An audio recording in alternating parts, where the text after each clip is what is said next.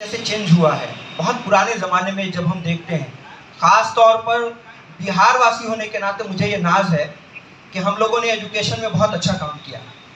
उन ज़माने में जब पूरी दुनिया अंधकार में डूबी हुई थी, जब उजाले की एक किरण दुनिया देख नहीं पा रही थी, हम शिक्षा में सूरज बनकर दमक रहे थे। हमारे यहाँ नालंदा यूनिवर्सिटी, हमारे यहाँ उससे पहले भी बहुत सारी ऐसी चीज़ें हुई हैं, लेकिन विशेष रूप से मैं नालंदा का जिक्र करना चाहूँगा। मैं जब भी वहाँ जाता हूँ तो एक अलग ही दुनिया में अपने आप को पाता हूँ। वो ऐसी जगह थी जहाँ दसियों हज़ार स्टूडेंट्स और दुनिया के ऐसे ऐसे शिक्षक, आर्यभट्ट जैसे शिक्षक। सोचिए कि ये जो गणित है, इसकी जो शून्य की अवधारणा है, ये उसी नालंदा विश्वविद्यालय से निकली और उसी के का आचार्य ने दी। आज गणित से अगर शून्य को हटा दें तो क्या बचता है? कुछ नहीं सर।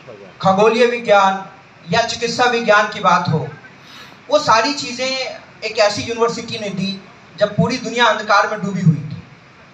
पूरी दुनिया के लोग हमारे यहाँ आते थे एजुकेशन के लिए, पूरी दुनिया के लोग हमारे यहाँ आते थे इस पद्धति को देखने के लिए, धर्म सीखने के लिए, फिलॉसफी को जानने के लिए, विज्ञान सीखने के लिए। आज जो कंप्यूटर है, हम सब जानते हैं कि वो भी 0 और 1 पर ही काम करता है। अगर वो 0 नहीं होता तो शायद आज कंप्यूटर भी नहीं होता। लेकिन उसके बाद आखिर क्या हुआ? ऐसा क्या हुआ जो हम बिल्कुल ही अपने ही उन इतिहासों को भूल गए? ये नई एजुकेशन पॉलिसी इससे पहले जब 1986 में आई थी, उससे पहले 1968 में आई थी।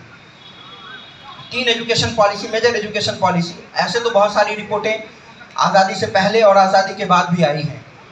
आज अगर हम इस बात पर चर्चा कर रहे हैं तो सिर्फ इसलिए चर्चा नहीं कर रहे कि चर्चा करनी है, बल्कि इसलिए चर्चा कर रहे हैं कि ये बहुत ही आवश्यक है। आने वाला वक्त हमें डरा भी रहा है, समझा भी रहा है। टेक्नोलॉजी इतनी तेज़ी से बदल रही है, हमारी ज़रूरतें इतनी तेज़ी से बदल रही हैं कि हमें भी अपने इन पुराने एजुकेशन सिस्टम से कहीं ना कहीं अपने आप को जोड़कर आगे बढ़ना पड़ेगा। छोड़कर नहीं बढ़ना है, क्योंकि छोड़ने का नुकसान हम लोगों ने देख लिया। इतने सालों तक आज़ादी के बाद हम लोगों ने हर जगह के सिस्टम्स को अपनाया, पता नहीं कितने सारे एक्सपेरिमेंट किए और फिर वापस